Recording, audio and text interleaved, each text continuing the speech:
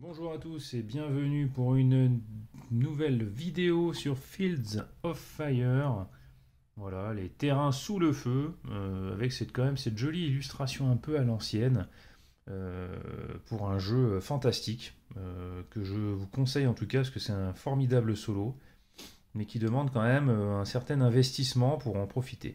Donc nous allons suivre la 9e infanterie au cours de la Deuxième Guerre mondiale de Corée et du Vietnam. Bref. Là, nous allons parler de la mise en place du premier scénario de Field of Fire, qui est le scénario Trévise. Donc je vous montre. Voilà, ici le scénario de Trévise Normandie. Donc je vais poser tout ça là-dessus. Là, à mon avis, ça va mettre un peu le bazar, mais c'est pas grave, on rangera après. Donc premièrement, on ouvre la première page du livret de scénario et on regarde tout simplement les unités que l'on devra sélectionner. Donc ici, c'est toutes les unités qui existent. Bon, au début, vous allez voir, c'est un peu fastidieux de trouver les unités, mais une fois que vous les aurez, je vous conseille de les mettre dans un sachet avec leur matériel, par exemple. Et puis, ce sera facile comme ça de monter un scénario. Vous allez voir, c'est relativement rapide finalement à monter le scénario. Par contre, c'est un peu plus long à le jouer, puisqu'il faut quand même 3 heures, 3h30 facile.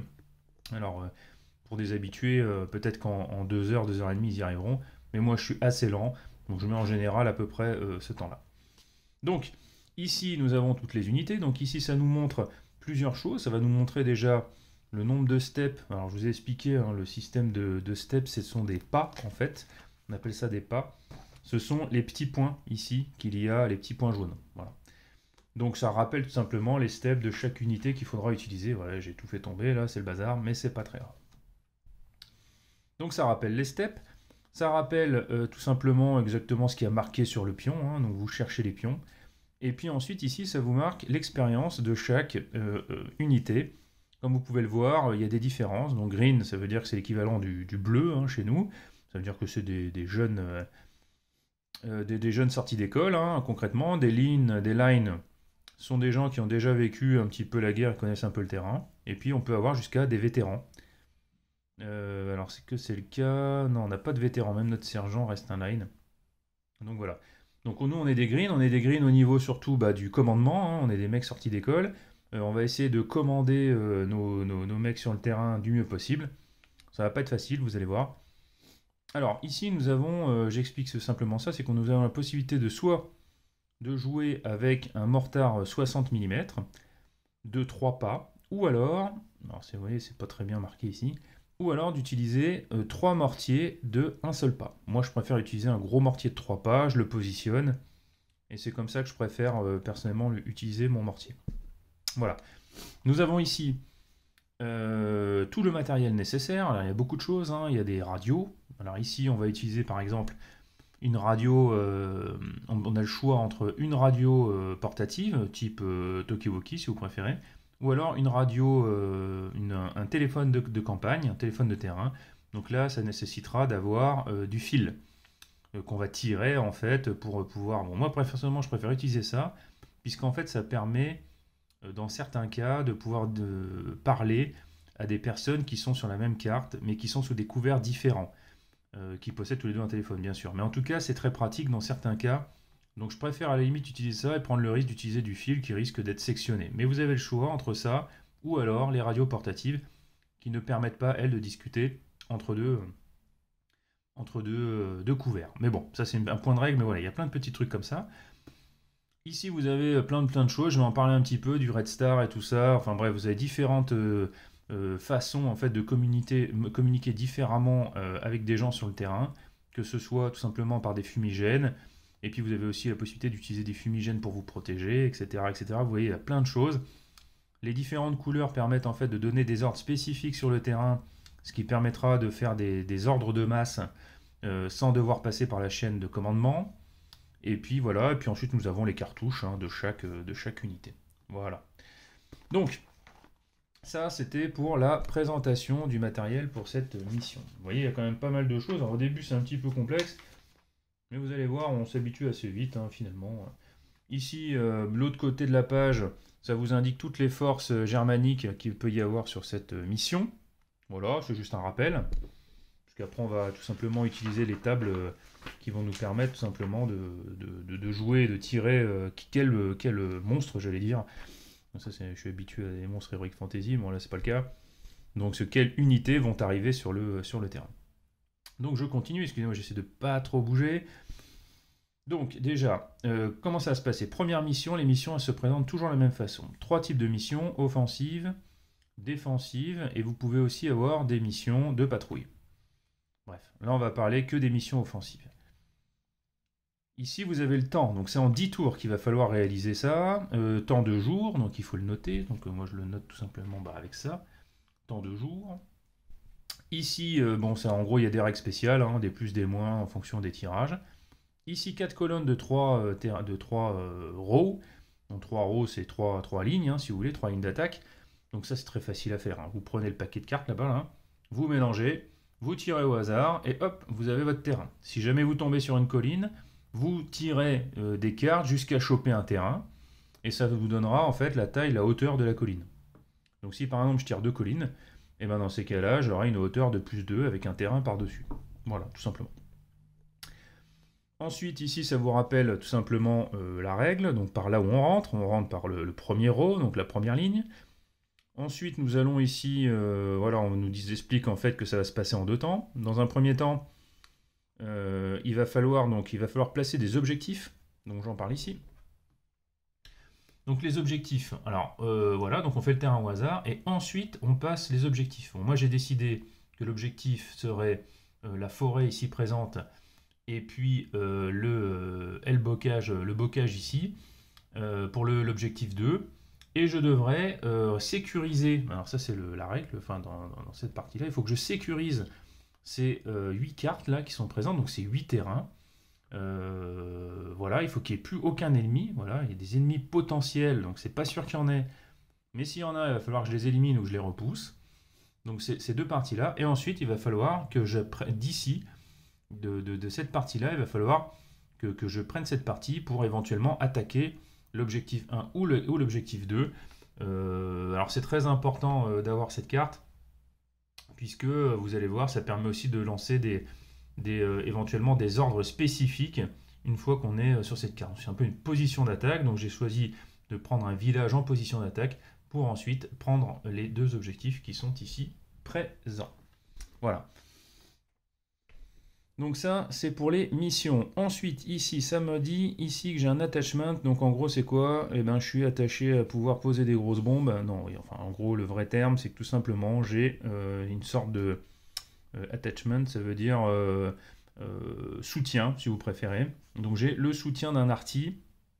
Un arty, donc c'est un artificier qui va me permettre tout simplement dans la partie de pouvoir faire des bombardements. Donc ici ça me rappelle ici les types de bombardements auxquels j'ai le droit et combien de fois je vais pouvoir les réaliser.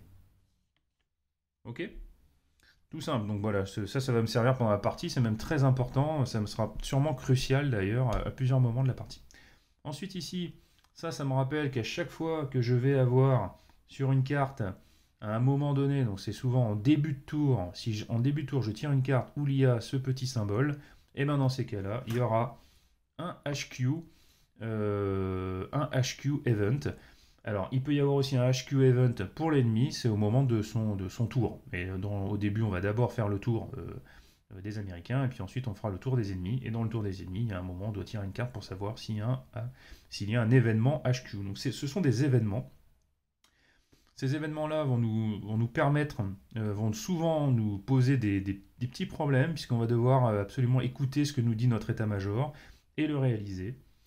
Et puis, ça nous permettra aussi, par contre, souvent de gagner des points d'expérience en fin de partie. Voilà. S'il n'y a pas, il n'y a pas, hein, c'est pas très grave. Ici, ça nous rappelle l'expérience, donc comme je vous le disais ici, par exemple, complete the HQ event marked avec une étoile à ce tour, et ben on gagnera un point d'expérience par événement. Voilà, c'est des petits trucs, mais bon, c'est quand même sympa. Et puis ça change aussi un petit peu les parties, parce que vous allez voir que les événements, il n'y en a pas tant que ça, mais quand il y en a, eh ben, ça devient important. Hop, hop, hop, hop, ça tombe. Alors ensuite, qu'est-ce que nous avons ici? Sur la deuxième page, il y a différentes choses. Alors moi, je vous explique tout ça, je prends un peu de temps franchement sur cette mise en place, mais c'est parce que j'ai tellement galéré que bon, je me dis que ça peut servir à quelqu'un. Donc ici, le détail de la mission. Donc ici, la hiérarchie défensive. Ça vous explique en fait comment va être l'IA, c'est-à-dire en l'occurrence ici les Allemands, comment ils vont se comporter et quel type de cover ils auront. Donc là, ça nous indique que ça va être une hiérarchie plutôt défensive, donc ça va nous permettre, on va voir ça tout simplement, je vais vous montrer juste après sur les tableaux à quoi ça correspond. Il va falloir bien faire attention de bien regarder ça.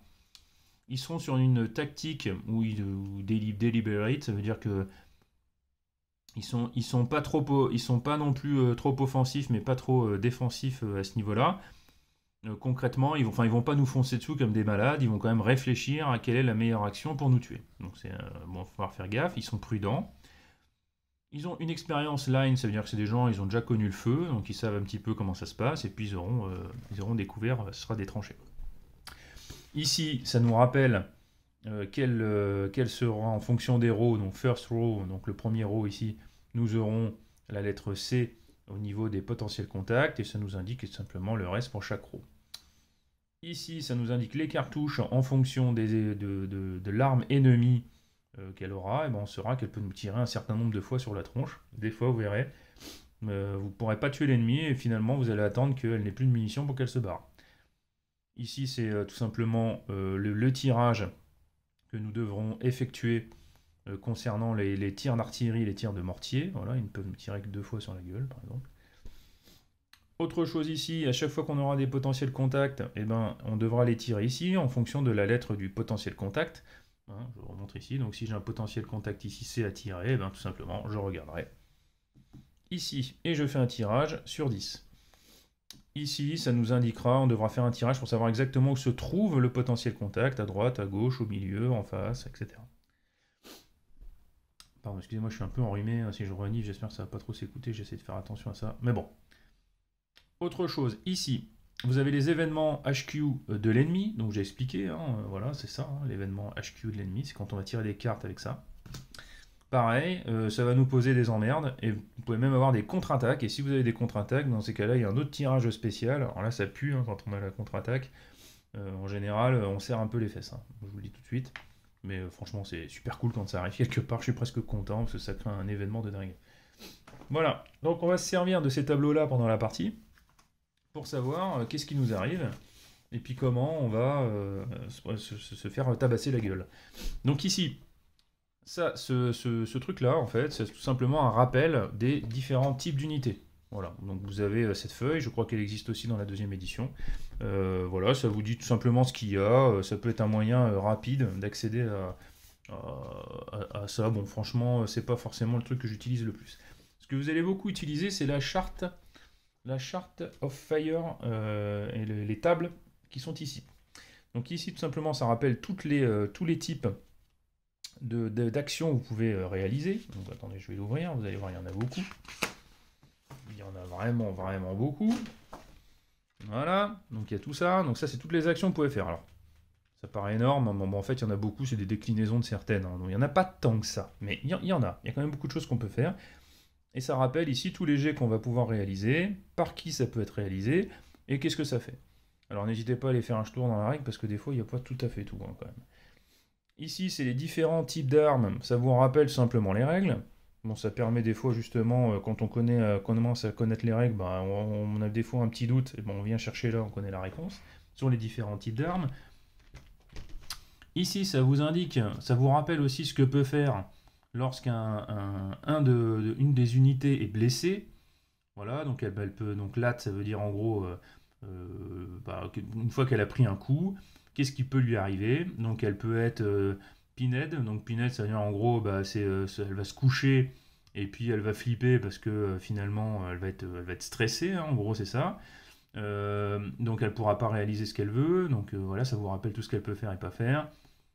Et ensuite ici c'est en fonction de qu'est-ce qui est arrivé à votre unité. Est-ce qu'elle est devenue une assaut team, un fire team, une litter team? Bon, voilà, c'est des états qu'on peut avoir si jamais on est touché. Voilà. Donc ça rappelle tout ça. Derrière, ici, il y a des tables très intéressantes qui vont rappeler de nombreuses choses. Bon, je ne vais pas toutes les dire, mais concrètement, c'est certains tirages que vous ne faites pas tout le temps. Bah, ici, vous avez la table, ça vous permet de les tirer. Bon, voilà, c'est indicatif, franchement, je m'en sers pas tout le temps. Une fois qu'on connaît, hein, bon, ça va. Au début, on galère pas mal, puis après, bon, on se souvient. Voilà, donc en gros, là, on va jouer avec tout ça. Évidemment, la petite règle en français, hein, ça c'est très, très important. Bah, il faut l'apprendre. Faut l'apprendre. Comme je vous dis, que la règle compte, hein. Moi, je peux vous raconter tout ce que je veux, je peux vous dire de la merde. Donc, faut pas hésiter à aller jeter un coup d'œil à la règle. Enfin, une fois qu'on a préparé tout ça, ah oui, j'avais oublié cette petite feuille. Alors, cette feuille, elle va servir à pas mal de choses, puisque ça va être là c'est l'intelligence artificielle du jeu, hein, si vous voulez. On démarre toujours du haut vers le bas, et on regarde quel type de tactique l'ennemi utilise. Donc là, c'est tout simple, il est soit delay, soit hasty, soit deliberate. Bon, franchement, delay, hasty, ça veut dire qu'il est pressé, delay, il est très prudent, et deliberate, il est entre deux, si vous voulez. Donc là, ce sera du deliberate, donc on va regarder que cette colonne, hein, ces deux-là, on n'en a rien à battre. Et on va suivre, en fait, on va regarder si on est dans ce cas-là, puis dans ce cas-là, puis dans ce cas-là. Et dès qu'il y a un cas qui correspond tout simplement à la situation, eh ben, on fait un tirage qui correspond à ça. Donc là, par exemple, j'ai un tirage sur 2. Donc vous vous souvenez comment on fait les tirages. Je prends une carte. Je regarde, par exemple, j'ai un tableau à 2 entrées. Hop, et ben, ici, j'ai le résultat en dessous, en noir, ce sera le résultat. J'ai un tableau à 10 entrées, et ben, je regarde le résultat en dessous du numéro 10. Voilà, c'est tout simple, hein, c'est très rapide. Donc on regarde ce qui se passe et puis on réagit en conséquence. Voilà. Donc là, ça rappelle quelques trucs. Ici, ça rappelle la règle. Bon, c'est quand même bien fait, hein, il y a beaucoup de choses. Ce qu'il faudra bien faire gaffe, c'est qu'il faudra suivre ici les activités en fonction de ce qu'ils font. Là, par exemple, j'ai des ennemis offensifs activity. Donc, par exemple, il faudra regarder ici. Voilà. Si par exemple, je suis sur un lat of pinned activity check de hiérarchie, là, donc si par exemple j'ai des mecs qui sont à couvert, sous couvert, là, qui sont en train de flipper leur race, là, et puis ou alors qui sont blessés, et ben c'est ici que je regarde. Et ça, faut pas se tromper, hein. Ça c'est le plus compliqué. C'est le plus compliqué à comprendre. Ok. Et voilà, je crois que je vous ai à peu près tout dit. Enfin, dernière chose, il va falloir remplir la feuille. Donc la feuille, c'est pas trop compliqué à remplir. Donc tout simplement, vous reprenez tout ce que vous avez vu en première page de chaque campagne. Là, j'ai mis ça, L pour line, G pour green. Ici, vous avez les différentes cartouches que vous pouvez utiliser. Bon, là, c'est une feuille que j'ai déjà utilisée une fois. Ici, vous marquez les fire support si vous en avez. Bah, en effet, on en a sur celui-ci. Et dernière chose, alors ça c'est le point le plus important, pourtant il est en bas de page, hein, ça sert presque à rien, c'est là. Ici, vous avez ici les ordres que vous allez donner par vos différentes fumées. Donc comme je vous ai expliqué, on a différents effets pyrotechniques. Certains, c'est simplement dans un principe tactique de mission. En gros, ça veut dire qu'on va utiliser la fumée pour cacher le feu ou cacher une unité, mais on va aussi utiliser la fumée pour donner des signaux, des messages. Parce que bon voilà, c'est difficile de discuter avec des bruits mitrailleuses. Donc concrètement, des fois en disant, bah tiens, si je tire une fumée violette, et ben dans ces cas-là, je devrais réaliser ça. Par exemple, une red smoke, ce sera cesser le feu. Cesser le feu me permet par exemple de réorienter mon feu. C'est une chose. Vous allez voir que dans le jeu, on fait à chaque fois qu'on rencontre un ennemi, il tire automatiquement dessus. Bah, des fois, ça ne nous arrange pas. On préférait qu'il tire sur une autre unité. Donc, on devra faire un ordre de cessez-le-feu. Et ensuite, pour que l'unité puisse tirer ailleurs. Là, ça permettra de faire un cessez-feu général. Dans certains cas, c'est très pratique. Ou alors, bouger d'un coup, tous doivent bouger en avant. Donc ça peut être très pratique aussi. Par exemple, si je dois atteindre mon objectif, eh ben je balance cette fumée, hop, tout le monde va avancer d'une carte vers l'avant, donc j'aurai besoin que d'un seul ordre pour réaliser un mouvement de toute l'équipe, de tout le platoon par exemple. Ok. Bref, donc ça c'est très important. Donc, comme vous pouvez le voir, hop, c'est le bazar. Et d'un autre côté, c'est pas grave, parce que je vais pouvoir vous montrer ce que j'ai utilisé. Alors déjà, chaque platoon a 3 sections. Ok. Donc section 1, section 2, section 3. Il est dirigé par un chef de platoon, le platoon HQ. Voilà. Je distribue une grenade rifle, donc c'est une grenade en fait qui se met sur un fusil à une des sections. Si, bon, pour l'instant, j'ai pas décidé, mais si jamais, par exemple, je veux bouger une section en général, j'aime bien bouger une section avec une grenade, ça peut être très pratique. J'ai avec moi chaque platoon, donc il y a mes 3 platoons, auront systématiquement une unité de bazooka et deux platoons, donc le premier et le deuxième, auront une unité. Attendez, je me permets de tout remettre. Le premier et le deuxième aura une unité de mitrailleuse. Mitrailleuse automatique. Donc. En plus, le deuxième platoon, je décide de lui mettre ici associé comment dire, un mortier, donc le fameux mortier, donc il sera ici. Et aussi sur cette carte de départ, il y aura également 2 personnages très importants. Donc ici, bah là c'est le commandant et son adjoint, le XO. Le XO, bah, il servira dans certains cas. Dans un premier temps, le HQ, il fait très bien le boulot, parce qu'il a accès ici à tout le monde, hein, puisqu'il est adjacent à tout le monde avec le système des téléphones. Parce que j'ai distribué un téléphone à chaque chef de platoon, au XO, au CHQ. Le RTFO a un téléphone particulier, rien que pour lui, qui est directement en relation avec le commandant. Et enfin, nous avons un téléphone aussi pour le sergent. Vous allez voir le sergent qui a un rôle crucial, puisque le sergent ici, lui, il sera en Jeep.